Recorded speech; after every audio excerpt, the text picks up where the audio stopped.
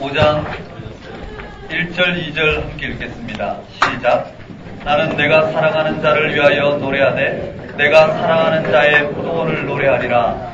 내가 사랑하는 자에게 포도원이 있으며 심히 기름진 산이로다. 땅을 파서 돌을 제하고 극상품 포도나무를 심었도다. 그 중에 망대를 세웠고 또 그 안에 술틀을 팠도다. 좋은 포도 맺기를 바랬더니 들포도를 맺었도다. 거기에 포도원을 만들고 포도원을 만드신 분은 하나님이시고 포도원은 이스라엘이라 해명했어요. 포도원을 만드신 이는 하나님이셔요. 그 뒤에 나오는데요. 거기에 극상품 포도나무를 심었는데 들포도를 맺었어요. 사람들의 예루살렘 주민과 유다 사람들아 구하노니 이제 나와 내 포도원 사이에서 사리를 판단해봐라. 내가 내 포도원을 위하여 행한 것 외에 무엇을 더할 것이 있으랴. 내가 좋은 포도 맺기를 기다렸거늘 들포도 맺음은 어찌 됨인고. 이제 내가 내 포도원에 어떻게 행할지를 너에게 이르리라. 내가 그 울타리를 걷어 먹힘을 당하게 하며 그 담을 헐어 짓밟히게 할 것이요. 내가 그것을 황폐하게 하리니 다시는 가지를 자름이나 북을 돋우지 못하여 찔레와 가시가 날 것이며 내가 또 구름에 명하여 그 위에 비를 내리지 못하게 하리라 하셨으니 물은 만군의 여호와의 포도원은 이스라엘 족속이요 포도원은 족속이요 그가 기뻐하시는 나무는 유다 사람이라. 그들에게 정의를 바라셨더니 도리어 포악이요 그들에게 공의를 바라셨더니 도리어 부르짖음이었도다. 히브리 원어로 보면은요 명확해요. 단어 하나만 틀리게 반복되는 어구로 정의, 그 다음에 포악, 공의, 그 다음에 부르짖음 같은 유사 발음으로 이렇게 진행이 되는데요. 이렇게 되어 있어요. 그들이 무슨 일이 했는지가 8절에 언급되어 있어요. 우리 교재 있죠. 8절에 보면은요. 아까 말씀드렸듯이 우시아 왕이 통치하던 시대에 우시아 왕뿐만 아니라 이스라엘 왕들이 부국 광병을 통해서 이 땅에 열방과 같이 이방과 같이 그 왕국을 건설하는 그 일이 바로 하나님의 일이라 생각한 거예요. 맞죠? 그 하나님의 일이라 생각하고 그걸 부국강병하게 했지만 근본적으로 하나님의 다스림을 잃어버렸어요. 하나님을 생명의 토대로 두고 하나님 백성으로서 하나님이 통치하는 그 모든 하나님의 통치를 잃어버렸어요. 그런 잃어버린 현장들이 8절에 나와 있어요. 8절에 가옥에 가옥을 이으며 전토에 전토를 더하여 빈틈이 없도록 하고 이 땅 가운데에 홀로 거주하려는 자들은 화 있을진저 이렇게 돼 있어요. 8절 언급되어 있고요. 그게 총 6개가 언급되어 있죠. 11절에 언급되어 있고요. 또 18절에 거짓으로 끈을 삼아 죄악을 끌며 20절에 악을 선하다 하며 선을 악하다 하며 21절에 스스로 지혜롭다 하며 22절에 포도를 마시기에 용감하며 독주를 잘 빚는 자들은 화 있을진저. 그래서 화 있을진저 6가지 말씀으로 끝나요. 그게 이사야 5장 말씀이 한번 따라 볼까요? 포도원 노래. 여기가 바로 이사야 5장은 1장부터 5장까지 중요한 부분이죠. 포도원 노래로 전체 이스라엘 백성의 영적인 상태와 하나님의 계획을 분명하게 들려주고 있어요. 포도원 노래에 하나님께서 포도원을 지으시고 거기에 극상품 포도나무를 심었어요. 한번 따라 볼까요? 극상품. 그런데 들포도가 맺혔어요. 그러니 이스라엘 백성 보고 한번 판단해 보라는 거예요. 하나님이 포도를 만들고 극상품 포도나무를 맺기를 원했는데 들포도가 맺혔으니 어떻게 할 것인지 한번 사리를 판단해 보라는 거예요. 어떻게 할 거냐면 하나님이 울타리를 걷어서 짓밟히게 만들고 다 망치게 만들 것이라는 거예요.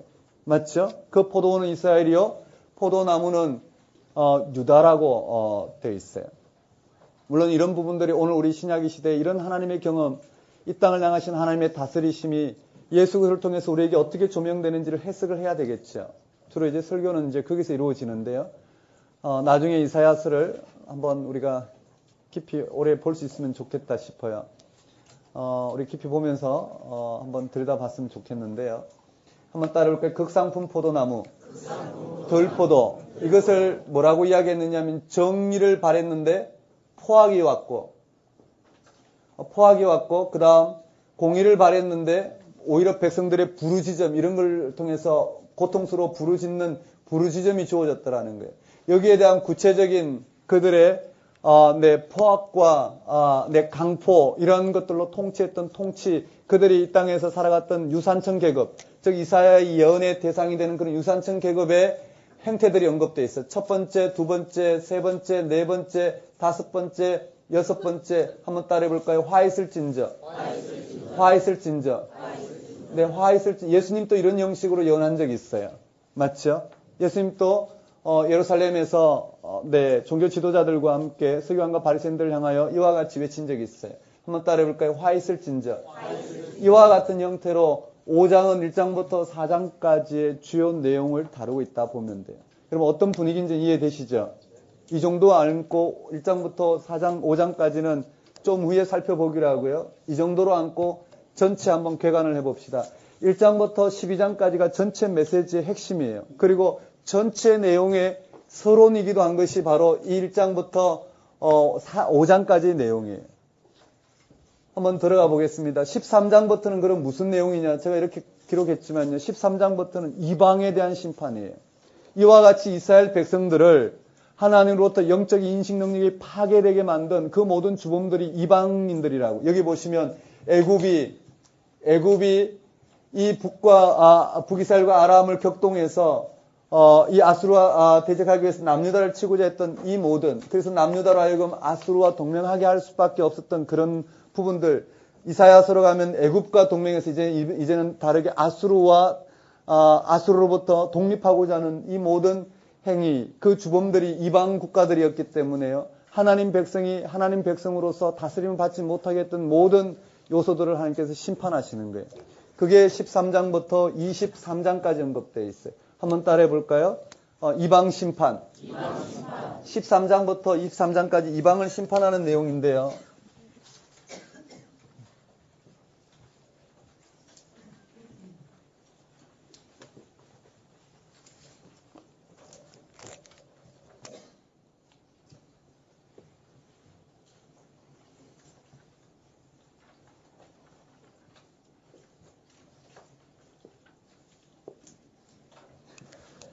거기 그 주범들이 언급된 13장에 보면 바벨론이에요. 한번 따라해볼까요? 바벨론.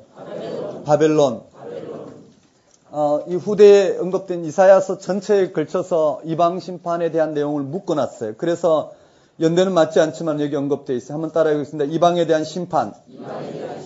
여기에 바벨론에 대한 내용이 나와요. 그 다음에 14장에 보면 또 바벨론과 더불어서 아수르와 블레셋이 언급되어 있어요. 한번 따라해볼까요? 아수르, 블레셋. 장 구분까지는 외울 필요 없지만은요. 블레셋이고요. 그 다음에 한번 따라해볼까요? 모압에 대한 언급이 되어 있고, 이것이 16장까지가 언급되어 있죠. 그 다음에 17장에 다메섹이에요. 아람. 한번 따라해볼까요? 다메섹에 대한 예언이고요. 그 다음에 구스가 18장에 언급되어 있고요. 19장에는 애굽이에요. 한번 따라해볼까요? 애굽에 대한 예언이에요. 그 최소한 표현된 정도만 보면 되시고, 20장에 가면, 거기에, 애굽과 구스에 대한 예언을 할 때 한 에피소드가 나와요. 한번 따라볼까요? 애굽과 구스. 애굽과 구스에 대한 예언할 때 예언자가 예언을 하면서 겪게 되는, 예언자가 예언을 하면서 겪게 되는 그 일들이 언급되어 있죠. 그게 벌거벗은 이사야 예언이 나와요. 한번 따라볼까요? 벌거벗은. 3년 동안 벗은 몸과 벗은 발로 다니며 애굽과 구스에 대하여 징조와 예표가 되도록 한 사건이 나와요. 한번 따라볼까요? 벌거벗은 이사야. 네, 벌거벗은 이사야의 예언의 징표들이 언급되어 있어요. 그 다음에 21장으로 가면 거기에 해변 광야라고 되어 있어요. 한번 따라볼까요? 해변 광야. 네, 그 내용 한번 보시고요. 거기에 바벨론 언급되어 있어요. 한번 따라 보겠습니다. 바벨론, 두마, 아라비아, 이런 내용들. 거기에 해변 광야가 바벨론이죠. 바벨론으로 되어 있어요. 그 다음에 두마, 그 다음에 아라비아, 고대 건동 전체 내용들이 언급되어 있어요. 그러고 난 다음에 아주 특이한 예언의 내용이 언급되는데요. 그게 22장에 보면 그게 이상골짜기 나와요. 한번 따라볼까요? 이상골짜기. 다시요. 환상의 골짜기. 여기 개역개정에는 환상의 골짜기라고 나와요. 이 환상의 골짜기가 뭐냐면 예루살렘이에요. 한번 따라볼까요? 예루살렘. 이 예루살렘에 대한 예언의 내용들이 나오면서 구체적인 예언 대상이 되는 거예요. 거기에 유다의 관리가 나와요. 셈나와 엘리아김. 한번 따라볼까요? 셈나, 엘리야김.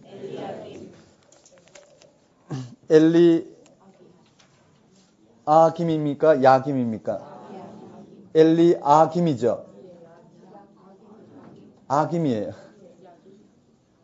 한번 따라해볼게요. 엘리아김, 셈나, 엘리아김. 맞죠?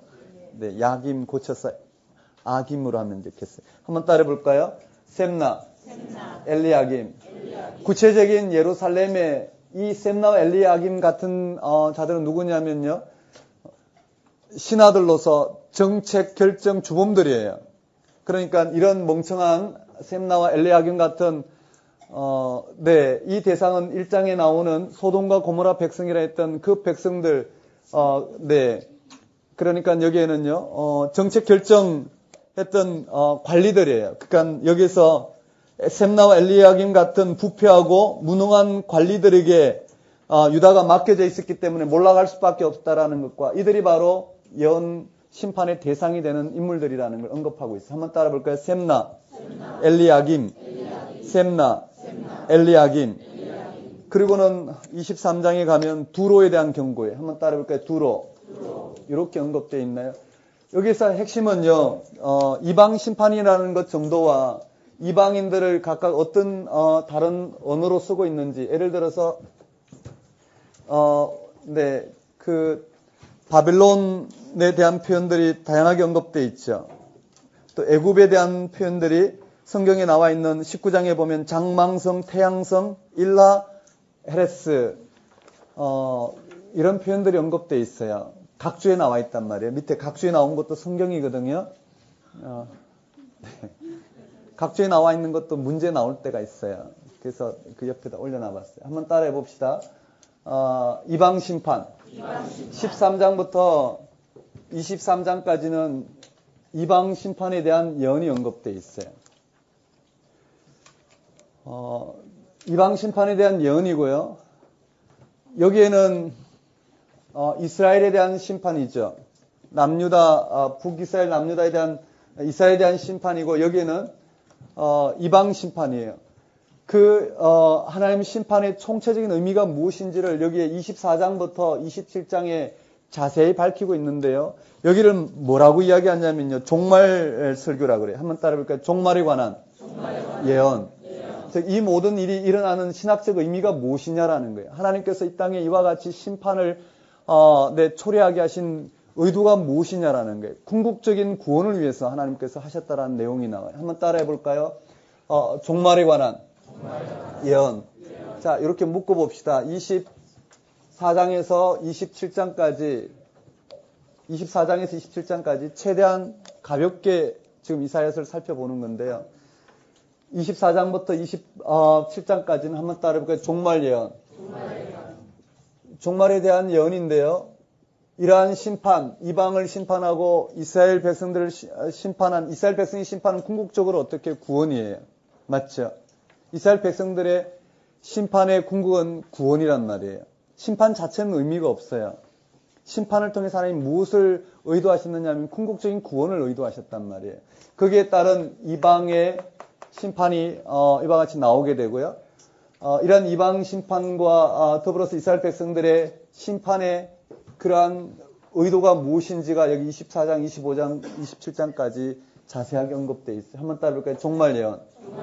그러니까 이렇게 보면 돼요. 13장부터 이 두 가지, 그러니까 1장부터 12장, 13장부터 23장까지의 결론이 24장부터 27장이라고 보면 돼요. 되셨나요? 멍하신 분들 계시나요? 혼자 한번 정리를 해보세요. 얼마나 오래 걸리는지 몰라요. 뭐 이렇게 어렵나? 아니요, 최대한 쉽게 지금 설명하고 있는데요. 자, 이 다음이 문제인데요. 한번 따라해 봅시다. 운요아히. 우시아. 우시아 왕이 죽던 해에 이와 같은 일이 일어났고요. 그 다음에 아하스 왕 때는 이와 같은 일이 일어났어요. 이제는 히스기야가 남았어요. 한번 따라해 봅시다. 히스기야. 마지막 36장에서 39장까지가 히스기야 본문이에요. 여기에 36장부터 39장까지가 히스기야 본문이에요. 한번 따라해 볼까요? 히스기야. 여기가 바로 히스기야 시대의 다양한 걸 언급하면서요. 이제 중요한 거는 28장부터 35장까지의 내용이 뭐냐면은 이 백성에 대한 내용이 히스기야 시대의 이 백성 한번 따라해 볼까요? 이 백성. 저 1장부터 5장까지의 내용 중에 히스기야 시대의 이 백성이 여기에 자세하게 설명되어 있어요. 한번 따라해 보겠습니다. 이 백성. 여기가 바로 이 백성이에요. 어떤 백성요? 히스기야 시대에 이와 같이 영적 인식 능력이 파탄된 이 백성들을 향한 심판이 28장부터 35장까지 언급된다라는 거예요. 이해되시나요? 그렇다면 히스기야 시대에 도대체 무슨 일이 또 일어났느냐? 이걸 우리가 들여다볼 수 있어야 되는데요. 이 내용을 여기다가 제가 한번 기록해 보면은요.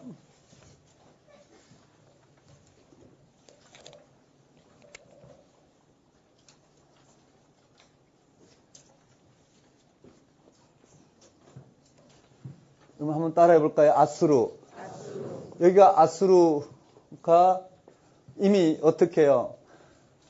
이미 아하스 왕 때요. 아수르와 동맹함으로 말미암아 아람도 아수르한테 점령을 당했고요. 아람도 아수르에게 점령당했고 북이스라엘이 망해버렸어요. 베가 다음에 호세아 왕이었는데요. 이 아하스 왕이 아수르와 동맹함으로 말미암아 아수르가 범람해 와서 이와 같이 이들을 이와 같이 정복했어요. 그렇다면 여기는 애굽이고요. 여기는 이제 남유다만 남았어요. 한번 따라해 볼까요? 남유다.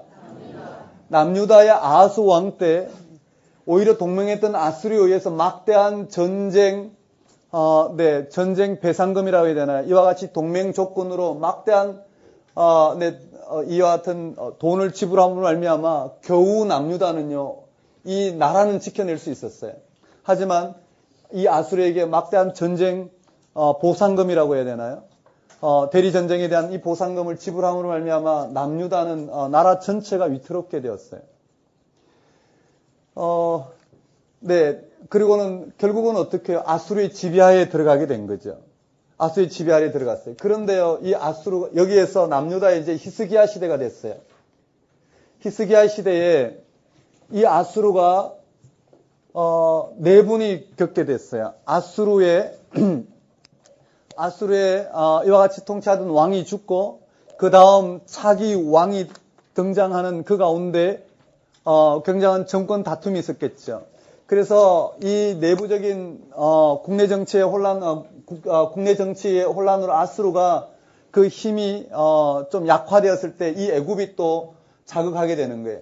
애굽이 자극해서 뭘 들려주냐면은 이 히스기야 왕에게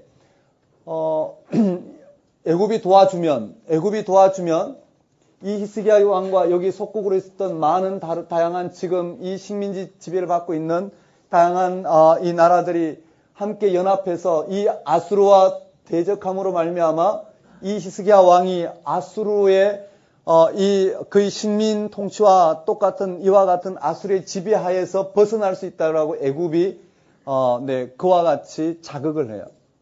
여기에 히스기야 왕은요 넘어가서 애굽과 동맹함으로 말미암아 아수르와 전쟁을 일으켜요. 결과가 어떻게 됐을까요? 나라의 90%가 아수르의 점령을 당해요. 그리고는 히스기야 왕이 손이 발휘되도록 빌면서 겨우겨우 나라만 유지하고 아마 문헌에 정확한지 모르겠지만은요. 이 나라 재산 한 해 전체 수입의 절반 이상을 이 아수르에게 갖다 바치는 식민지 국가로 명실공히 경제 식민지 국가로 전락해 버려요. 이해되시나요? 여기에 지금 이사야가 예언을 하는 거예요.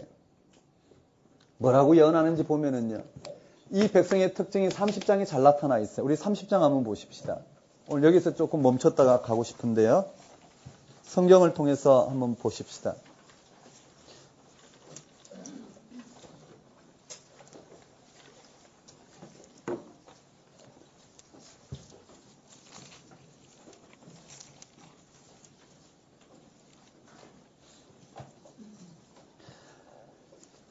이 30장 내용이 뭐냐면은요. 이 애굽과 동맹한, 그래서 이 이사야가 이런 영적 인식 능력이 파탄돼서 그가 정책 결정한 이 애굽과 동맹을 하게 됐단 말이에요. 이것이 이 백성의 예언의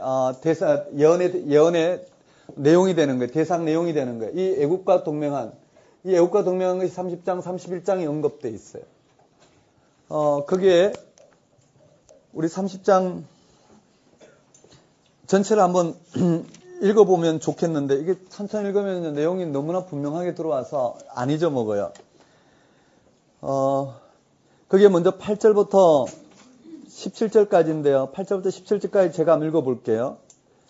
앞에 내용은 1절부터 7절까지 내용은 애굽과 동맹한 사건을 언급하고 있고요. 그리고는 애굽과 동맹한 이들을 향하여 이사야가 예언을 하는 거예요. 여호와께서 이사야를 통해서 말씀하게 하시는 거예요. 8절에 이제 가서 백성 앞에서 서판에 기록하며 책에 써서 후세에 영원히 있게 하라. 이제 예언을 하는 거예요. 대저 이 백성은 패역한 백성이요 거짓말하는 자식이요 여호와의 법을 듣기 싫어하는 자식들이라. 왜 그랬을까요? 애굽과 동맹은 이사야가 여기서 예언을 할 때요.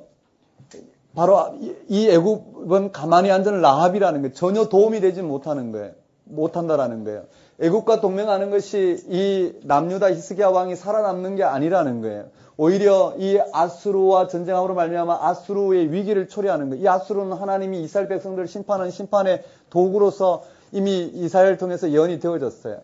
이사야가 이 남유다 히스기야 왕을 통해서 뭘 지금 하기를 원하는지, 이러한 정책에 애굽과 동맹하려고 하는 이 남유다 히스기야 왕을 향해서 애굽과 동맹하게 됐을 때 그 결과를 지금 이야기하는 거예요.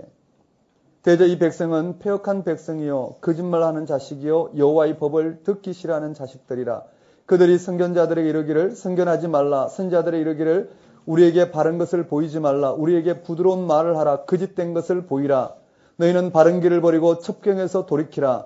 이스라엘의 거룩하신 이를 우리 앞에서 떠나시게 하라 하는도다. 이러므로 이스라엘의 거룩하신 이가 이같이 말씀하시되 너희가 이 말을 업신여기고 압박과 흠앙을 믿어 그것을 의지하니 이 죄악이 너희에게 마치 무너지려고 터진 담이 불쑥 나와 순식간에 무너진 같게 되리라 하셨은즉 그가 이 나라를 무너뜨리시되 토기장이가 그릇을 깨뜨린 같이 아낌없이 부수시리니 그 조각 중에서 아궁이에서 불을 붙이거나 물렁둥이에서 물을 뜰 것도 얻지 못하리라.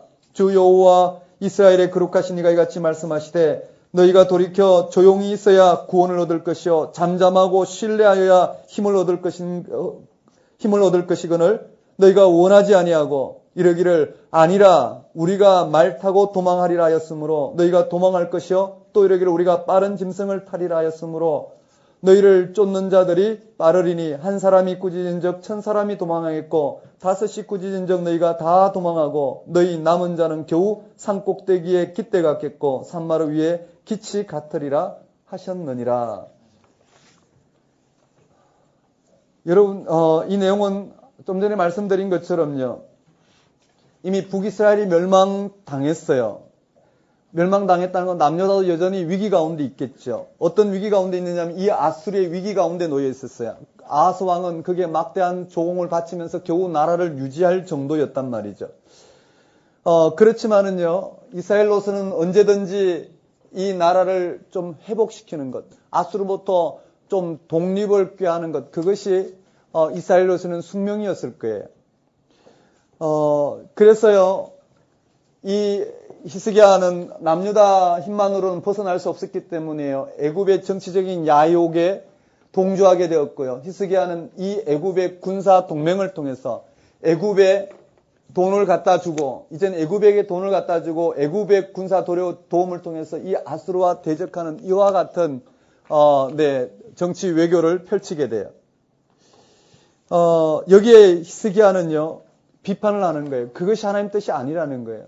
하나님의 뜻은, 이 애국과 동맹에서 벗어나는 게 아니라 하나님께로 돌아오는 거라 그랬어요. 하나님께로 돌아오는 것. 그것만이 이와 같은 국제정세에서 유일하게 살아남는 길이라고 분명하게 선언해요. 근데 실제로는요, 들려지지 않아요. 맞죠? 교구 맡으면서 이렇게 신방을 하거나 아니면 말씀을 전하게 될 때, 아무리 이야기해도 들려지지 않아요. 그게 너무나 확실한데, 하나님의 다스림이 너무나 확실한데도, 들려지지 않을 때가 많아요. 아니, 오히려 그 말을 할 수가 없을 때가 너무 많을 때가 있어요. 이사야의 이러한 히스기야의 정책에 대한 비판이 히스기야의 귀에는 별로 설득력이 없었던 것 같아요. 여러분 한번 보셔요. 이 이사야의 예언을 제가 깊이 들어갈 수는 없어도 문맥만 보면은요. 이런 시대에 이사야가 예언을 한단 말이에요. 이런 시대에 이사야가 예언을 하는데 이사야의 수많은 예언자들이 있었을 거예요. 수많은 예언자들도 있었을 거고요. 그렇지만 이사야의 예언이 정말 하나님의 말씀인지 어떻게 알 수 있을까요? 맞죠? 이사야의 예언이 이런 국제정세 가운데 어떤 것이 하나님의 말씀인지 어떻게 분별할 수 있었을까? 분별할 수 없었을 거예요. 이사야의 예언을 하나님 말씀으로 판단하기 힘든 이유가 무엇이었을까? 그게 9절에 보면 나와 있어요. 대저 이는 패역한 백성이요 거짓말하는 자식이요 여호와의 법을 듣기 싫어하는 자식들이라. 다른 말로 표현해 보면 이 백성은 참으로 배반하는 백성, 믿을 수 없는 자식들, 여호와의 가르침을 따르기 싫어하는 자식들이구나. 이사야가 보기에 유다 백성들은요 여호와의 가르침을 싫어했단 말이에요. 그게 참으로 이상하잖아요. 여호와의 신앙에 철저했던 백성들이 여호와의 가르침을 싫어했다는 것이 말이 될까? 그런 이상할 게 하나도 없어요.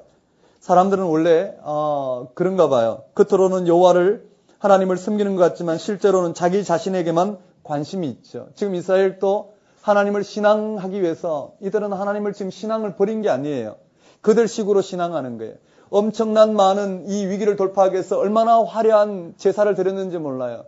얼마나 많은 예물과 제사장의 의복과 제사의 기구와 이런 것들을 통해서 성전 또 개보수했을 수도 있어요. 얼마나 화려한 예배를 드리고 있었는지 몰라요. 그들이 예배를 드린 것은 진짜예요. 그렇죠? 예언자를 통해서 거짓 예배라 이야기하지만 예배 자체는 진짜일 거예요. 한국교회에 드려진 모든 예배가 진짜인 것처럼. 그런데 왜 그 예배가 진짜가 아니라 가짜가 될 수 있는지는 우리가 1장에서 좀 살펴볼 거예요. 어쨌든지요, 이스라엘 백성들은 이들은요 자신들의 유익, 어떻게 하든 이 땅에서 살아남는 것, 어떻게 하든 이 나라를 지키는 것, 왕위를 지키는 이것이 하나님 뜻이라고 생각했기 때문에 이 일에 그들은 최선을 다했을 거예요.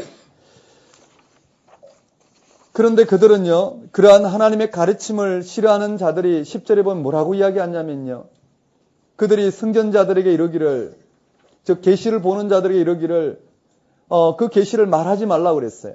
계시를 말하지 말라. 선지자들의 이르기를 우리에게 바른 것을 보이지 말라. 우리에게 부드러운 말을 하라. 거짓된 것을 보이라. 너희는 바른 길을 버리며 첩경에서 돌이키라. 이스라엘의 거룩하신 일을 우리 앞에서 떠나시게 하라 하는도다. 역설적으로 지금 표현하고 있어요. 한마디로 말하면 히스기야 왕을 중심으로 한 유다 백성들이 듣고 싶어하는 말은 솔깃한 말이에요. 그들이 듣고 싶어하는 솔깃한 말을 듣고 싶었을 거예요. 이 말 이해되시나요? 그들이 듣고 싶어하는 솔깃한 말이 뭘까요? 지금 남유다가 결정하고 있는 이 애국과 동맹에서 아수르와 전쟁하면 승리하게 될 것이란 이 솔깃한 말을 듣고 싶었을 거예요. 이집트와 애국과 군사동맹을 통해서 아수르를 물리칠 수 있다는 소리를 듣고 싶었는데 이사야는 그 이야기를 전하지 않으니 어떻게 해요? 그건 듣고 싶지 않았다라는 거예요.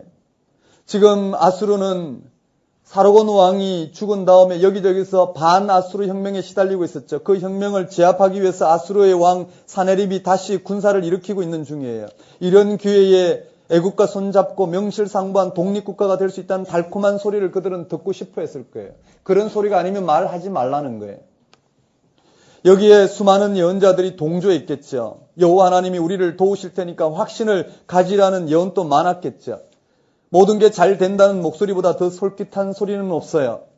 유다왕 히스기야와 백성들은 그런 말을 듣고 싶었을 거예요. 이제 유다는 다윗과 솔로몬의 영광을 다시 회복할 수 있다는 그런 예언자의 목소리를 듣고 싶었을 거예요. 맞죠? 병원에 있는 사람은, 불치병이 걸린 사람은 기도하면 낫는다는 소리를 제일 듣고 싶을 거예요. 사업이 망한 사람은 하나님 앞에 나와서 믿음을 회복하면 그것이 회복될 것이라는 것을 듣고 싶어 할 거예요. 오늘 우리가 실패한 자리는 그것이 회복된다는 소리를 듣고 싶어 한단 말이에요. 그런 소리를 듣고 싶어 한다라는 거예요.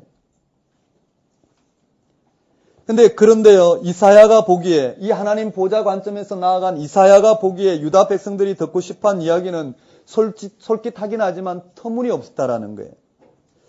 예언자는 아마 역사학자라고 할 수 있겠죠. 역사 전체를 통해서 하나님의 계획이 무엇과 같은지를 아주 냉철하게 들여다보는 역사학자라 할 수 있어요.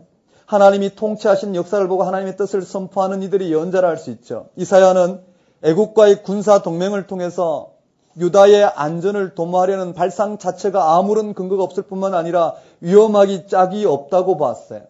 그런데도 불구하고 유다 왕과 민중들은 그런 쪽에만 귀를 기울이고 있는 상황이에요. 사람들은 터무니없어도 솔직한 말에 마음을 빼앗기기 마련이에요. 맞는 것 같아요. 어떻게 저런 터무니없는 말에 마음을 빼앗기고 저 열심을 낼까? 저 열심을 가지고 오히려 하나님이 정말 내 생명의 토대가 되심을 우리가 인식하고 그 앞에 선다면 딱지치기해서 딱지를 많이 따고 적게 따고 여기에 매몰되지 아니하고 그럼에도 불구하고 그에게 온전한 생명을 주신 이 삶의 구원의 자리가 얼마나 확실한지를 알게 된다면 그럼에도 불구하고 그는 그런 부분으로부터 넘어설 수 있을 텐데요. 그런데도 그렇지 않아요. 그가 생명의 토대로 두고 있는 그 일이 이루어지지 않는 이러한 부분들의 자기 생각에 솔깃한 말을 듣고 싶어 해요. 근데 그거는 터무니없는 말일 경우가 참 많더라는 거예요. 그리고 이걸 구분하기도 쉽지 않아요. 왜냐하면 사람들은 늘 자기가 유리한 대로 생각하기 때문이죠. 이사야는 그런 상태를 이렇게 묘사하고 있어요. 13절에 보면은요. 이 죄악이 너희에게 마치 무너지려고, 이 죄악은 뭘까요? 그들이 솔직한 말을 그들이 솔깃한 말을 듣는 거예요. 터무니없지만 솔깃한 말을 듣고 뭔가 자기를 성취해보고자 하는 그러한 죄악이 너희에게 마치 무너지려고 터진 담이 불쑥 나와 순식간에 무너진 것 같게 되리라. 이 표현 이해되시죠? 책을 이만큼 쌓아서 들고 가는데 갑자기 배가 나와요. 책이 배가 나와서 무너지기 직전이에요. 비틀비틀거리고 있는 한순간에 무너져 버리는 그 담이 배가 불쑥 나와서 한순간에 무너져 내리기 직전의 상황을 이야기하고 있어요. 그리고는 14절에 또 부연 설명하고 있죠. 그가 이 나라를 무너뜨리시되 토기장이가 그릇을 깨트림같이 아낌없이 부수시리니 그 조각 중에서 아궁이에서 불을 붙이거나 물엉덩이에서 물을 뜰 것도 얻지 못하려 산산조각 내시겠다라는 거예요. 지금 이사야는요. 성벽에 배가 불쑥 터져 나온 모습을 통해서 하나님의 심판이 이 선택 자체가 하나님의 이와 같은 이스라엘 백성들을 산산조각 내는 심판의 장이라는 것을 언급하고 있어요. 지금 이사야가 뭘 말하려는 걸까요? 아수르의 사네림은 대군을 몰고 점점 남쪽으로 밀려오고 있어요. 그리고 애굽과 군사 동맹을 맺고 아수르와 한판 붙어서 다윗과 솔로몬 시대의 영광을 되찾을 야무진 꿈을 꾸고 있는 유다왕 히스기야와 백성들을 향해서 막 쓰러지려 하는 갈라진 성벽과 같다고 책망한 이사야는 도대체 현실을 알기나 알고 하는 말일까요? 맞죠? 현실을 이사야는 알기나 알고 하는 말일까요? 대안이 있어야 되잖아요. 이와 같다면 대안이 있어야 되잖아요. 그렇죠? 대안이 있어야 되는데 이사야에게 대안은 무엇일까? 왜 이렇게 애굽의 힘을 빌려서라도 아수르로부터 독립하고자 하는 여기에 길을 끊는 말을 할까? 이사야는 그 당시에 아마 이 말을 하고는 꽤나 욕을 먹었으리라 생각해요. 저렇게 부정적인 사람이 예언자라고 하니 예언자가 모두 죽었나 보다는 비아냥도 많았으리라 봐요. 어쨌든 이제 지금 이사야는 이런 위태로운 시기에 어떤 대안을 갖고 비판하는 것일까? 아니면 무조건적인 비판부터 하고 보는 것일까? 15절에 그 대안이 나와요. 여러분 15절 한번 다 같이 한번 읽어볼까요? 시작.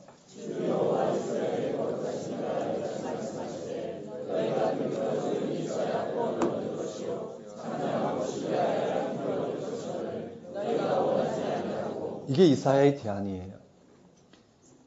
다른 말로요. 마음을 돌려 진정하는 것이 구원받는 길이다. 고요히 믿고 의지하는 것이 힘을 얻는 길이다. 지금 남유다 이스게 하는 들떠 있어요. 맞죠? 어떤 면에 들떠 있느냐면은 어떤 면에 들떠 있느냐면은 이 아수르로부터 애굽의 동맹을 통해서 독립할 수 있다는 생각, 그 생각에 독립하는 것, 거기에 들떠 있단 말이에요. 아마 여러분이 이런 말씀 읽으면 조금 우아하게 생각할 수 있어요. 막강한 화력을 가진 아수르가 공격하고 있는 마당에 지금 이사야의 편을 빌어보면 너희가 돌이켜 조용히 있어야 구원을 얻는데요. 여러분 싸워야지 전쟁에 이기는 구원을 얻잖아요. 근데 여기는 조용히 있어야 구원을 얻는데요. 무슨 뜻일까? 아마 믿음이 좋은 분들은 이런 말씀에 은혜 받을지 모르겠어요. 옳다, 전쟁이 일어나도 기도하면 된다. 정치와 경제, 사회에 속한 문제들에 휘둘리지 말고 성경을 읽고 기도하고 예배를 드리면 모든 문제가 일시에 해결된다. 우리는 이렇게 생각할 수 있어요. 신앙적으로 살아가기만 하면 모든 문제가 원하는 대로 이루어진다. 그러니 어떻게 오늘 또 그냥 애서 현실을 외면하고 열심히 신앙생활하면 이 문제가 해결될 것이다. 여전히 그 문제도 어떻게 해요? 문제 해결에 초점 맞춰 있기 때문에요. 여전히 문제가 그 삶의 토대가 되는 거예요. 우리가 분명히 알아야 될 사실은 우리의 현실을 좀 직관해보자라는 거예요. 우리가 아무리 신앙생활을 열심히 한다 하더라도 그것 때문에 우리의 모든 문제가 저절로 해결되는 법이 없다라는 거예요. 여러분이 동의하든 안 하든 현실은 그렇게 돌아가요. 예수를 잘 믿는 사람이라더라도 불의의 사고를 당할 수 있고 가난을 면치 못할 수도 있고 돌연사할 수도 있어요. 거꾸로 믿음으로 살지 않아도 이 세상에서 남부를 끝없이 떵떵거릴 수도 있어요. 이사야가 말하는 것은 조용히 믿고 의지하기만 하면 아수르를 물리치고 다윗과 솔로몬의 영광을 되찾을 수 있다는 사실이 아니에요. 이런 국제적인 문제를 이사야가 해결할 수 있다고 지금 큰소리 치는 것도 아니고요. 이스라엘 역사에 수십 수백 명의 예언자들이 있었지만 그 민족의 몰락을 막을 수는 없었어요. 대안이 예언자들에게 있었던 건 아니에요. 이 세상은 우리의 의지와 전혀 상관없이 돌아가기 때문에 그 앞에서는 예언자들도 속수무책이었죠. 그렇다면 이사야는 정말 무책임한 사람인지 모르겠어요.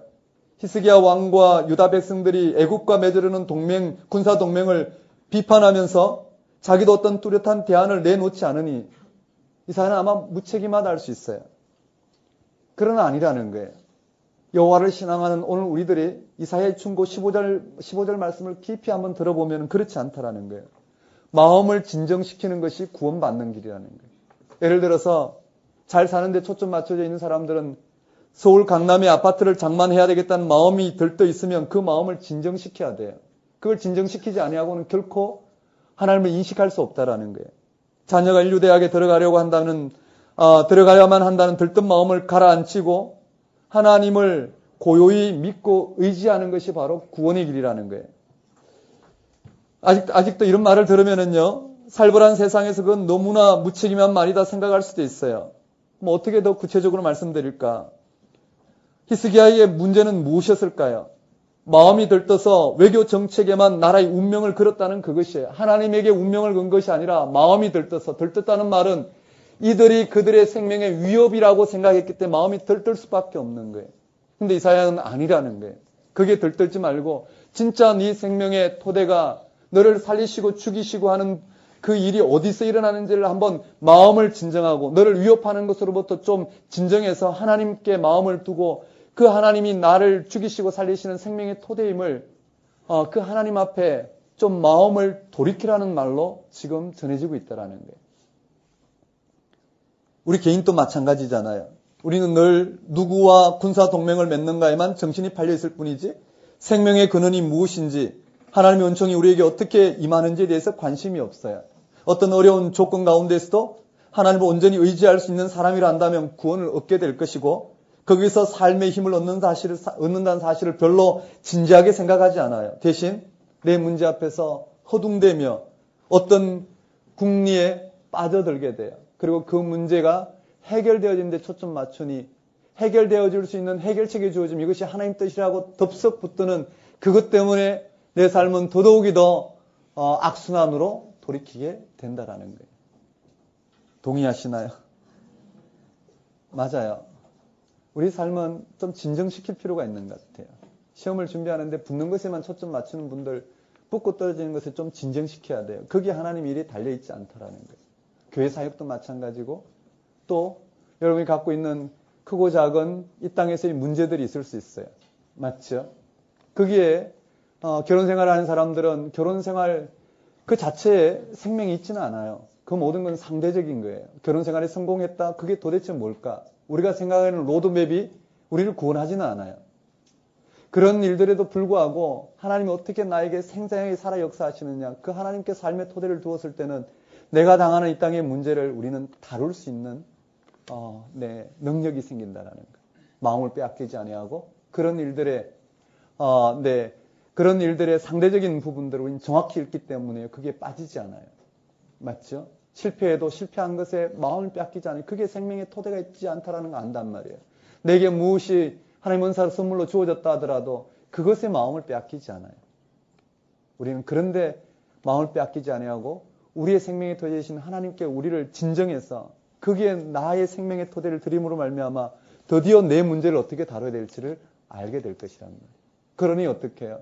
정말 죽겠다고 살려달라는 사람에게 어떤 것이 사는 길인지를 제시하기 위해서는 그것이 그 들떠있는 마음, 그걸 죽겠다고 생각하는 그 죽음의 위협이 실제 그의 죽음의 위협이 아니라는 것을 발견하게 하는 것만이 살아나는 길일 거예요. 좀 마음을 진정시키고 15절 같이 우리도 들려줄 수 있어야 돼. 너희가 돌이켜 조용히 있어야 구원을 얻을 것이요 잠잠하고 신뢰하여야 힘을 얻을 것이니거늘 너희가 원하지 아니하고. 문제 해결 자체는 우리에겐 의미가 없어요. 그건 하나님 하실 수도 있고 안 하실 수도 있어요. 다만 우리가 해야 될 것은 하나님을 생명의 토대로 두는 거예요. 맞나요? 다시 말씀드리면 신약적 용어를 바꿔보면 오늘 이와 같이 우리가 하는 매 순간의 삶이 구원을 경험하는 삶이 되어야 된다는 거예요. 여러분 보상을 기대하면 싹군으로 전락해서 그저 이 시대에 딱지치기 하는 딱지를 많이 따고 잃고 하는 여기에 일희일비하는 삶으로 전락해버리고 말겠죠. 지금 내가 하는 일. 자, 하나님은 오늘 우리에게 종으로서 불러주셨지만 주의 종으로 불러주셨지만 하나님은 종으로 대하지 아니하고 친구로 대한다고 그랬어요. 그 말은요. 오늘 우리에게 하나님의 각양 좋은 그러니까 하나님을 경험하는 즉 종이 하는 일이 주인을 복되게 하는 게 아니라 종이 복되는 일로 하나님께서 우리에게 그 일을 맡기셨다라는 거예요. 그렇게 고백되시나요? 지금도 작정 기도하고 기도하시는 분들이 있잖아요. 기도함으로 말미암아 대가가 주어져야 된다고 생각하고 기도하면 그건 싹군이에요. 기도하는 자체가 이미 구원을 경험하는 자체고요. 내가 성경을 공부하는 자체가 바로 하나님의 구원을 경험하고 하나님 내게 생명의 토대가 되는 그 일을 경험하는 거예요. 맞죠? 그때야 우리는 무익한 종이라 하여야 할 것을 한 것뿐이라고 고백할 수 있는 거예요. 그때 하나님은 우리가 한 일을 통해서 감사하지 아니하고요. 우리가 한 일이 바로 우리가 경험해야 될 하나님의 구원의 경험이기 때문에 우리에게 은혜를 베푸신 사건이 되는 거예요. 이렇게 고백하며 갈 수 있다면 우리의 문제는 너무나 분명히 다룰 수 있을 거라고 생각해요.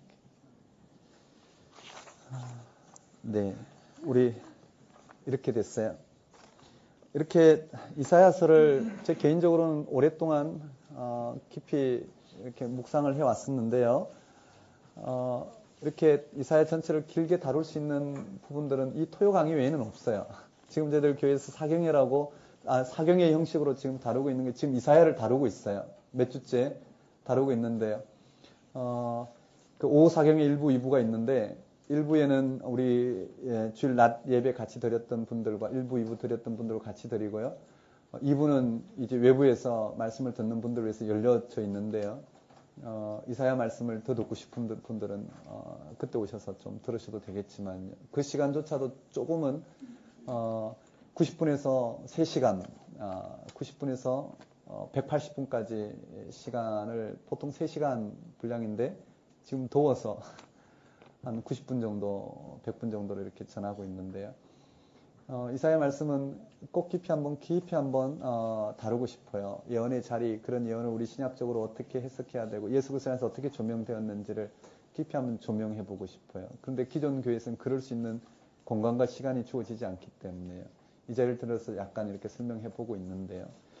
어쨌든 주어진 분량만큼 하나씩 해나갔으면 좋겠다 싶어요. 자, 30장 아직 덜 나갔어요. 우리가 그렇게 이사야는 이와 같이 들뜨지 말고 하나님 앞에 조용히 하나님만을 의지하라는 거예요. 하나님께로 돌아오라는 말이 무슨 말이냐면요. 하나님께 돌아오라는 말은 하나님을 생명의 토대로 삼고 거기에서 무슨 일이 일어났는지를 하나님을 신뢰하고 그 자리에 들어오게 되면 이 문제를 어떻게 다뤄야 될지 보이게 될 것이라는 거예요. 그러니까 하나님께 돌아오라는 이 부분에 지금 30장 1절에서 우리가 읽은 바로 앞절까지가 바로 애국과 동맹한 내용이에요. 거기에 7절에 한번 따라해 볼까요? 7절 한번 읽어봅시다. 7절 30장 7절요. 시작. 애굽의 도움은 헛되고 무익하니라. 그러므로 내가 애굽을 가만히 앉은 라합이라 일컬었느니라. 그 애굽과 동맹은 가만히 앉은 라합이라는 표현 이해되시죠? 전혀 도움이 되지 못한다라는 거예요. 실제로 여호수아에서 라합은 도움이 됐잖아요. 여기 가만히 앉은 라합이라고 표현했어요. 한번 따라해 볼까요? 가만히 앉은 라합. 이들을 향하여 오늘 묵상한 말씀을 통해서 이사야가 들려주고 있어요. 그게 오직 하나님만을 의지하라 15절 말씀을 우리가 해답으로 이사야가 제시하는 것을 봤어요. 거기에 18절에요. 그러나 여호와께서 기다리시나니 이는 너희에게 은혜를 베풀려 하심이요 일어나시리니 이는 너희를 긍휼히 여기려 하심이라. 대저 여호와는 정의의 하나님이시라. 그를 기다리는 자마다 복이 있도다. 분명하게 인쳐줘요. 여호와 하나님 앞에 돌아오는 자. 그래서 여호와 하나님 앞에 돌아와서 여호와 하나님이 내 문제를 해결하도록 어떤 방향이든 여호와 하나님 앞에 돌아와서 그 여호와 하나님이 내 문제를 만져주시도록 기다리는 자, 그에게 하나님은 긍휼히 여기시고 정의를 드러내시겠다는 말씀이에요. 19절에 시온에 거주하며 예루살렘에 거주하는 백성아 너는 다시 통곡하지 아니할 것이라. 그가 네 부르짖는 소리로 말미암아 네게 은혜를 베푸시되 그가 들으실 때에 네게 응답하시리라. 그러니까 15절과 같이 돌아온 그들에게 지금 주시는 메시지예요. 20절에 주께서 너희에게 환난의 떡과 고생의 물을 주시나 네 스승은 다시 숨기지 아니하시려니 네 눈이 네 스승을 볼 것이며 네가 오른쪽으로 치우치든지 왼쪽으로 치우치든지 내 뒤에서 말소리가 내 귀에 들려 이르기를 이것이 바른 길이니 너희는 이리로 가라 할 것이며 또 너희가 너희 조각한 우상에 입힌 은과 부어 만든 우상에 올린 금을 더럽게 하여 불결한 물건을 던진같이 던지며 이르기를 나가라 하리라. 그 말이 무슨 말일까요? 쓸데없는 이와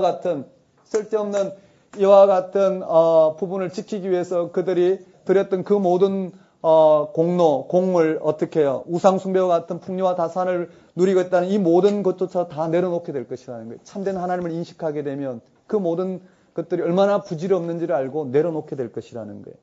23절에 네가 땅에 뿌린 종자에 주께서 비를 주사 땅이 먹을 것을 내며 곡식이 풍성하고 기름지게 할 것이며 그날에 내 가축이 광활한 목장에서 먹을 것이요 밭가는 소와 어린 나귀가 키와 새스랑으로 까부르고 맛있게 한 먹이를 먹을 것이며 크게 사륙하는 날 망대가 무너질 때에 고산마다 줄령마다 그 뒤에 겨울과 시냇물이 흐를 것이며 여호와께서 자기 백성의 상처를 싸매시되 그들의 맞은 자리를 고치시는 날에는 달빛은 햇빛 같겠고 햇빛은 7배가 되어 7날의 빛과 같으리라. 그리고는 27절에 아수르를 심판하는 거예요.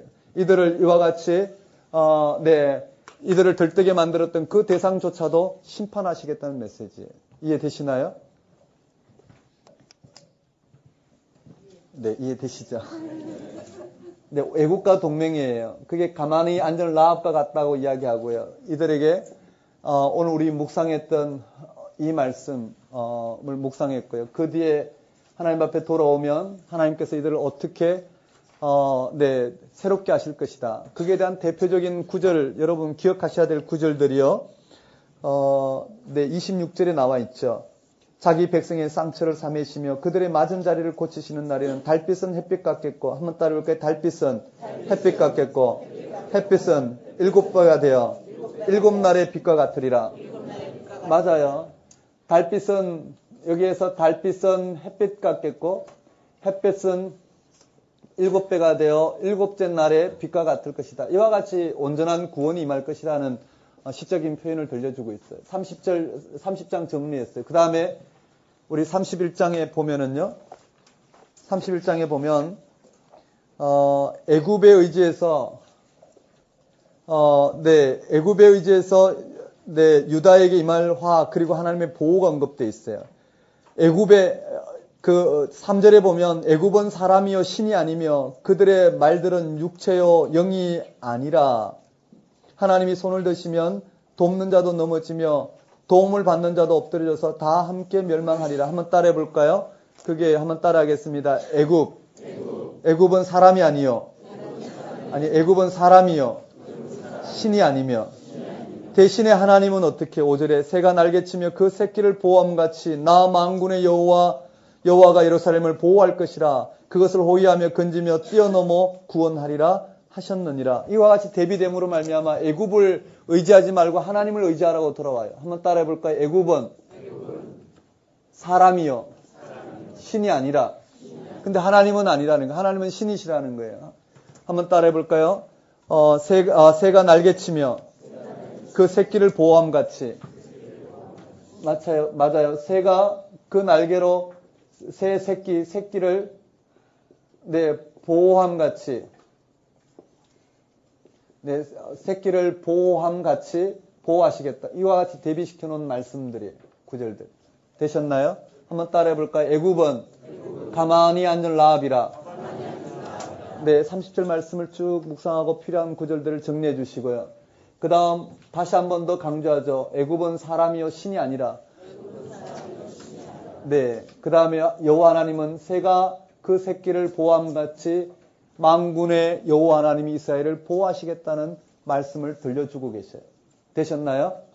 자, 그러면 우리 앞에부터 한번 봅시다. 한번 따라볼까요? 이 백성이 어떤 백성이냐면 28절에 보면은요.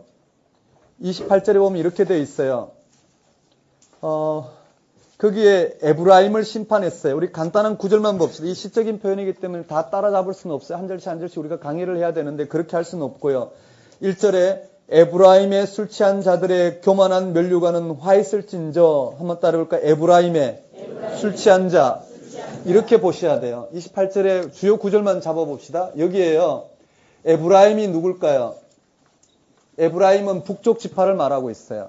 북쪽 지파에 요셉 지파를 언급해서 북쪽 지파의 장자 지파인 요셉 지파를 언급해서 북이스라엘을 이야기했어요. 한번 따라볼까요? 에브라임의 술 취한 자.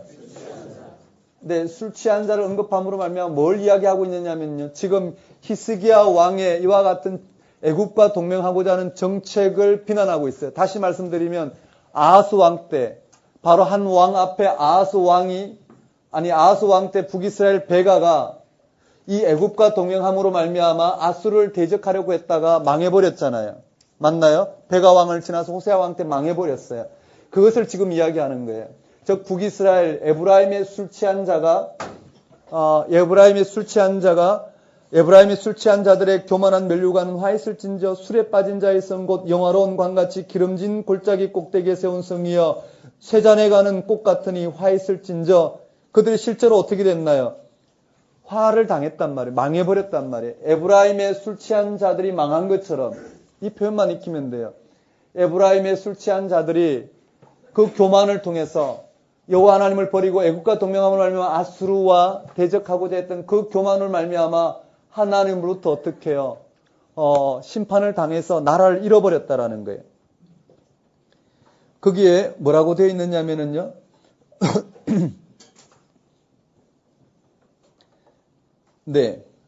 7절에 보면 그렇게 되어 있어요. 그리하여도 이들은 포도주로 말미암아 역걸음을 치며 독주로 말미암아 비틀거리며 제사장과 선자도 독주로 말미암아 역걸음을 치며 포도주에 빠지며 독주로 말미암아 비틀거리며 환상을 잘못 풀며 재판할 때 실수하나니 대적 경계에 경계를 더하며 경계에 경계를 더하며 교훈에 교훈을 더하며 교훈에 교훈을 더하되 여기서 조금 저기서 조금 하는도다. 이렇게 되어 있어요. 한번 따라 볼까요? 그리하여도. 그러니까 에브라임의 술 취한 자의 교만을 심판하는 것을 보고도 그리하여도 한번 따라해볼까요? 그리하여도라는 것은 지금 남유다를 이야기하고 있는 거예요. 북이스라엘 심판하는 것을 보고도 이 남유다 히스기야 왕이 그리하여도 똑같이 술 취한다는 거예요. 한번 따라해볼까요? 그리하여도 포도주로 말미암아 그러함으로 포도주로 말미암아 술이 취해서 하나님의 뜻을 분별하지 못하는 영적인 상황을 술 취한 자로 비교했어요. 그게 7절부터 10절까지 표현 익혀두시고요. 그리고는 구체적인 심판이 이루어지는 거예요. 14절에 보면 이렇게 돼 있어요. 28장 14절에 이러므로 예루살렘에 이 백성을 다스리는 이 백성을 다스리는 너희 오만한 자요. 한번 따라볼까요? 이 백성. 그러니까 유다가 여호와 하나님을 버리고 자가 추진 방식으로 이 위기를 극복해 보고자 했던 그 모든 정책을 지금 비난하고 있는 거예요. 거기에 그 정도만 보면 되겠어요. 한번 따라해 볼까요? 예루살렘에서 이 백성을 다스리는 너희 오만한 자여. 그 나머지 그냥 읽어보시고요. 이와 같이요.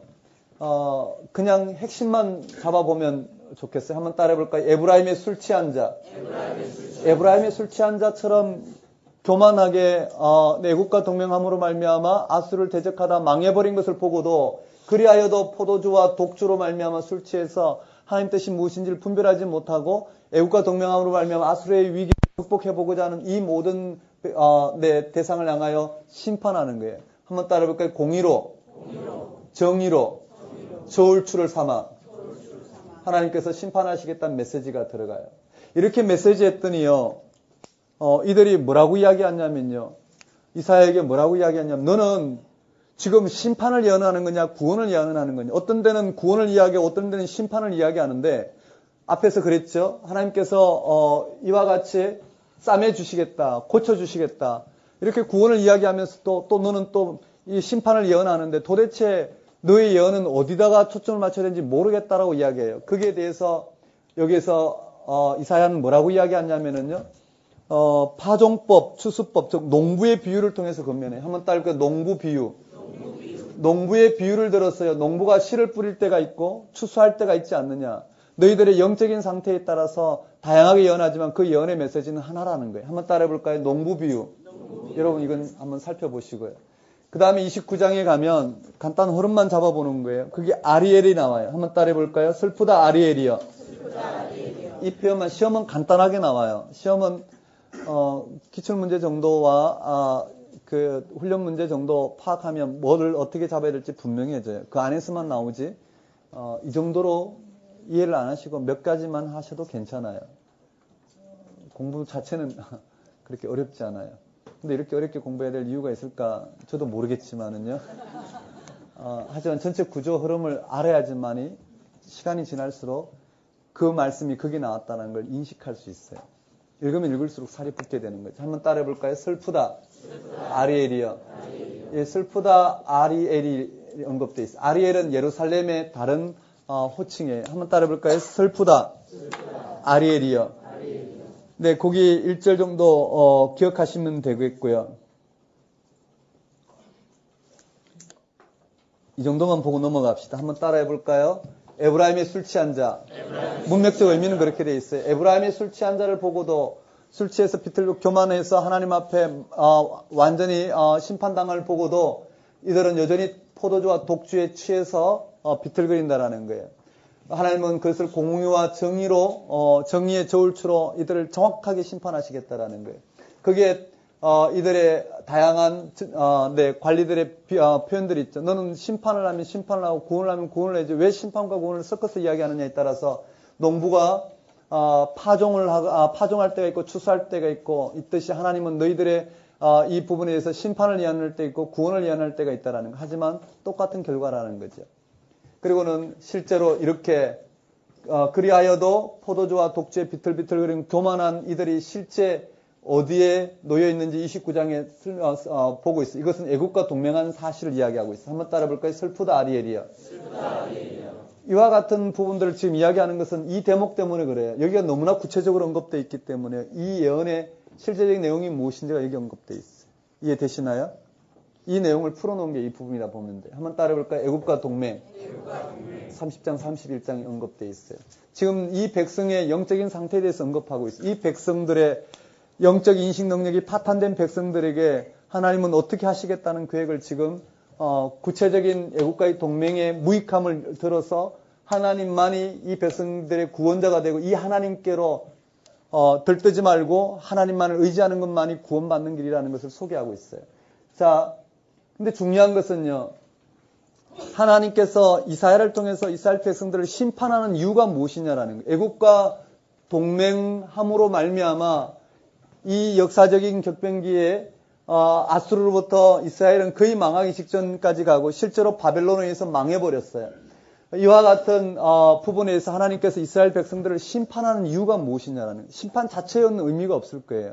심판하는 이유가 무엇인가, 그 신학적 의도를 32장, 33장에 밝히고 있는데요. 자세히 다룰 수는 없지만은요. 거기에 하나님 이스라엘 백성들을 심판하시는 이유, 다른 말로 말하면요, 이 아수르의 범람이 하나님 백성에게 남기고 간 아수르의 범람을 통해서 하나님 이스라엘 백성들에게 하시고자 했던 의도가 무엇이었느냐라는 거예요. 그 말은 한마디로 말하면 망쳐버린 포도원을 강포와 부르짖음으로 들포도를 맺고 있는 이 포도원을 어떻게 해요?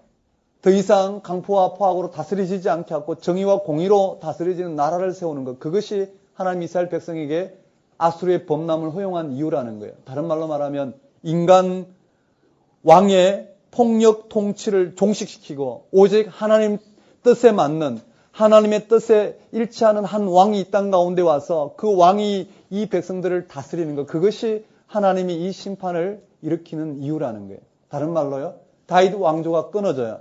다윗 왕조를 끊어지게 함으로 말미암아 하나님이 하시고자 하는 의도는 무엇이냐면은 다윗 왕조 열왕과 같은 아하스 왕과 히스기야 왕과 같은 왕이 끊어지지만 그러한 왕조에 올 한 왕을 통해서 하나님의 공의와 정의가 온전히 세워지는 나라를 세우는 것이 하나님에게는 어떻게 해요? 이 아수르의 심판, 이 역사의 위기를 겪게 만드는 이유라는 거예요. 이 말 이해되시나요? 그래서요, 32장에 보면 그렇게 돼 있어요. 보라, 장차 한 왕이 공의로 통치할 것이요 방백들이 정의로 다스릴 것이며. 한번 따라 해볼까요? 보라, 장차 한 왕이. 32장에요. 이렇게 돼 있어요. 보라, 장차 한 왕이 뭘로 다스린다고요? 공의로 다스린대요. 보라, 장차 한 왕이 공의로 다스리고 방백들이, 관리들이 정의로 다스리는 이와 같은 나라를 세우는 것이 하나님의 계획이라는 거예요. 심판 자체가 목적이 아니고 이 심판을 통해서 하나님이 하시고자 하는 열왕과 같은 아하스 왕과 같은 이런 하나님 뜻에 비껴간 왕들의 통치가 아니라 이런 한 왕을 세워서 공의와 정의로 다스려지는 나라를 세우는 것. 이것이 하나님이 이 역사 가운데 당신의 백성을 아수르와 같은 그들의 탐욕에 내어준 이유라는 거예요. 그리고는요, 그런 부분, 그래서요, 거기에 32장에 15절에 보면 이에 구체적인 예가 나와요. 마침내 위에서 영을 우리에게 부어주시리니 광야가 아름다운 밭이 되며 아름다운 밭을 숲으로 여기게 되리라. 그때에 정의가 광야에 거하며 공의가 아름다운 밭에 거하리니 공의의 열매는 화평이요 공의의 결과는 영원한 평안과 안전이라. 이와 같이 언급되어 있어요. 여기에 대한 한 왕을 통해서 다스리는 하나님 나라는 15절에서 20절까지 15절부터 20절까지의 구원의 내용이라는 것 정도 기억하면 될 것 같아요. 한번 따라해볼까? 한 왕이 공의와 정의로. 그 정도만 기억해도 돼요. 장 개념만 정확해도 대부분 내용은 풀 수 있어요. 그 다음에 33장에 보면요, 똑같은 내용이에요. 이사야는요, 이러한 한 왕이 통치할 공의와 정의의 나라가 속히 이루어지도록 빌어요. 1절에 너 학대를 당하지 아니하고도 학대하며 속이고도 속임을 당하지 아니하는 자여 화 있을진저. 쭉 언급돼서 5절에 33장 5절에 여호와께서는 지극히 존귀하시니 그는 높은 곳에 거하시며 정의와 공의를 시온에 충만하게 하십니다. 결국은 정의와 공의가 시행될 것이라는 거예요. 거기에 15절에 오직 공의롭게 하는 자, 정직히 말하는 자, 토색한 재물을 가증히 여기는 자, 손을 흔들어 뇌물을 받지 아니하는 자, 귀를 막아 피 흘리려는 꾀를 듣지 아니하는 자, 눈을 감아 악을 보지 아니하는 자, 그는 높은 곳에 거하리니 견고한 바위가 그의 요새가 되며 그의 양식은 공급되고 그의 물은 끊어지지 아니하리라. 여러분 이거 암송구절인가요? 아니죠. 아닌가요? 네, 이 대목 꼭 기억했으면 좋겠어요. 여기에 나온다라는 거. 공의와 정의로 다스리는 그러한 나라가 이와 같이 이루어진다라는 정도, 15절에서 16절, 여기 15절에서 16절 정도. 한번 따라해 볼까요? 장차 한 왕이 공의와 정의로. 네, 장차 한 왕이 공의와 정의로 다스릴 나라가 세워질 것이고 그 나라를 위해서 간구하는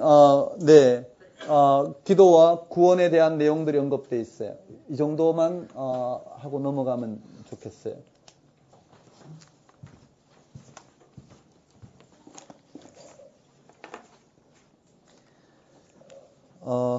네. 그리고는 그 의도, 아수르의 대범람 앞에 하나님이 이들로 통해서 하시고자 하는 그것은 한 왕을 통해서 공의와 정의가 시행되는 것이고 공의와 정의로 시행되는 나라가 이루어지는 것이고 공의와 정의로 시행되는 나라가 이루어지는 것이다 분명하게 언급되어 있어요. 하나님 뜻이 이 땅 가운데 세워지는 거예요. 그 하나님 뜻이 세워지는 가운데 클라이막스가 35장이에요. 35장 한번 읽어볼까요? 35장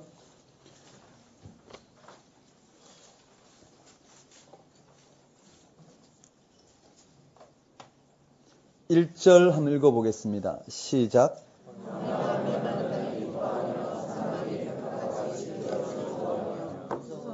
네, 2절에 무성하게 피어 기쁜 노래로 즐거워하며 레바논의 영광과 갈멜과 사론의 아름다움을 얻을 것이라.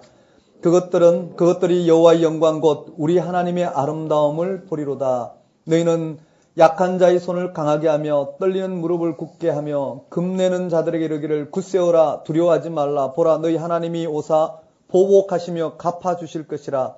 하나님이 오사 너희를 구하시리라 하라. 이렇게 돼 있어요. 다시 말씀드리면요. 여기 이렇게 정리합시다. 이러한 심판을 통해서 이러한 영적 인식 능력이 파괴된 이들이 이와 같은 하나님을 버리고 애국과 동맹함으로 말미암아 위기를 돌파하려는 그들을 하나님은 심판하셔서 하나님께서 하시고자 하는 의도는 이와 같이 한 왕을 보내셔서 공의와 정의로 다스리는 하나님이 통치하는 하나님이 그들의 삶의 토대가 되는 이러한 일들을 일으키시겠다는 계획을 들려줘요. 그리고는 이러한 한 왕이 통치하는 공의와 정의로 통치하는 나라가 무엇과 같은지 35절에 그 비전이 언급되어 있어요. 이 부분은 바로 여기에 11장에 언급된 메시아 왕국이 다시 한번 여기 언급되어 있어요. 여기 언급되어 있어요. 이것이 궁극적인 의도라는 거예요. 다시 보면 여기에도요. 아하스 왕같이 영적 인식이 파괴된 이들에게 한 아기가 나서 이와 같이 메시아 공의와 정의로 통치하는 메시아 왕국이 세워질 건데 저기도 마찬가지예요. 거기에 5절에 그때 맹인의 눈이 밝을 것이며 못 듣는 사람의 귀가 열릴 것이며 그때 저는 자는 사슴같이 뛸 것이며 말 못하는 자의 혀는 노래하리니 이는 광야에서 물이 솟겠고 사막에서 시내가 흐를 것이니라. 뜨거운 사막이 변하여 못이 될 것이며 메마른 땅이 변하여 원천이 될 것이며 성냥 위에 눕던 곳에 풀과 갈대와 부들이 날 것이며 거기에 대로가 있어 그 길을 거룩한 길이라 일컫는 바 되리니 깨끗하지 못한 자는 지나가지 못하겠고 오직 구속함을 받은 입은 자들을 위하여 있게 될 것이라. 우매한 행위는 그 길을 다니지 못할 것이며 쭉 언급되어 있어요. 이와 같이요 하나님의 공의와 정의로 다스려지는 그 나라가 세워질 것이라는 거예요. 이것이 여기 35장에 즉 한 왕의 공의와 정의로 다스린 나라가 이와 같이 세워질 것이라는 거예요. 되셨나요? 여기에 한번 35장 1절에 한번 따라해 볼까요? 광야와 메마른 땅이 기뻐하며 사막이 즐거워하며.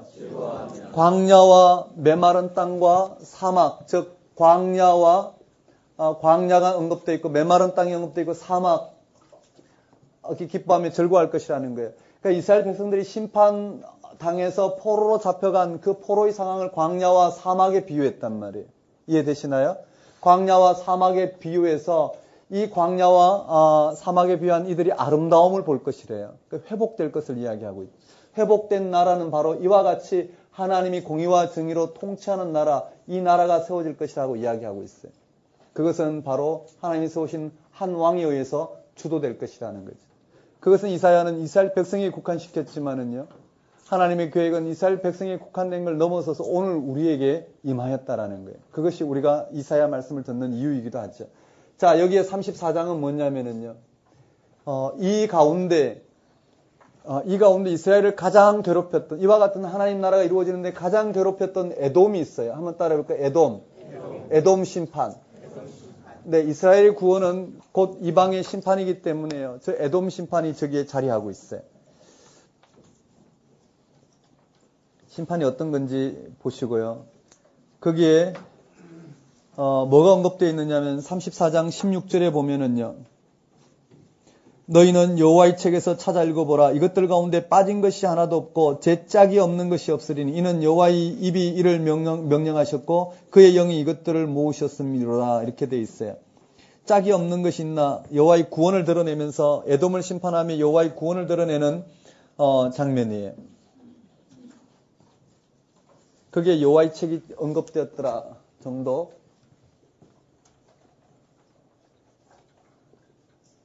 뭐 언급해보면 될 것 같아요. 이렇게 돼 있어요. 한번 따라해볼까? 이 백성. 히스기야. 네, 히스기야는 역사적 사실이기 때문에 그런 부분들 한번 쭉 읽어보면서 정리하면 될 것 같아요. 이렇게 정리가 됐네요. 한번 따라해보겠습니다. 여기에요. 한번 외워봅시다. 운요아히. 우시아 죽던 해에 이사야 소명, 아하스, 스알야숲, 임마누엘, 마엘살랄 하스바스, 한나기가 우리에 낳고 이세의 줄기에서 메시아 왕국, 남은 자 돌아올 것이라는 거죠. 그때 한번 따라해볼까요? 구원의 우물물에서. 이 흐름은 이해되셨죠? 그리고 한번 따라해볼까요? 이 백성. 네, 이 백성이 1장부터 4장까지 언급된, 5장까지 언급되는데 그 중에 대표적인 부분이 포도원 노래예요. 한번 따라할까요? 포도원 노래. 포도원. 극상품 포도. 네, 극상품 포도나무. 덜포도. 정의. 포악. 공의. 부르짖음. 네, 이것으로. 그리고는 한번 따라할까요? 화있을진저. 6가지. 네, 화있을진저 6가지의 그들의 잘못된 정책들을 비판하고 있어요. 그리고 1장부터 4장까지는 이 노래되고 있는 구체적인 내용들이 펼쳐져 있죠. 되셨나요? 이 흐름 잡을 수 있나요? 그 다음에 한번 따라해볼까요? 이방심판. 여기까지 이방심판의 장면이에요. 그리고 1, 2장, 아니 두 번째 파트 12장 그 다음에 33장에서 23장까지 내용을 여기다가 다시 한번 요약 정리했어요. 그 의미가 뭔지 신학적 의도를 밝히면서요. 그 다음에 한번 따라해볼까요? 히스기야. 이 백성인데 이제는 북이스라엘이 멸망했기 때문에요. 에브라임의 술 취한 자의 교만 때문에 하나님 이들을 심판하신 걸 보고도 또 여전히 남유다도 포도주에 취해서 교만하게 하나님을 버리고 이방과 동맹하려 하는 이들을 하나님이 심판하시겠다라는 거예요. 심판의 기준은 공의와 정의를 저울줄로 삼아서 심판하겠다라는, 거기에 대한 다양한 반론에 대해서 농부의 비유를 통해서 파종법과 추수법을 통해서 해결하고 있고요. 그 다음에 이들이 실제로 놓여있는, 이방과 동맹함으로 놓여있는 현실의 하나님의 심판, 그 심판을 언급하고 있어요. 슬프다 아리엘이여. 내용은요, 애국과 동맹함으로 말미암아 벌어진 하나님의 심판이 이 백성들이 놓여있다는 그 내용들을 노래하고 있어요. 그럼 거기에 구체적인 내용이 애국과 동맹, 그건 가만히 앉은 라합과 같다라는 거예요.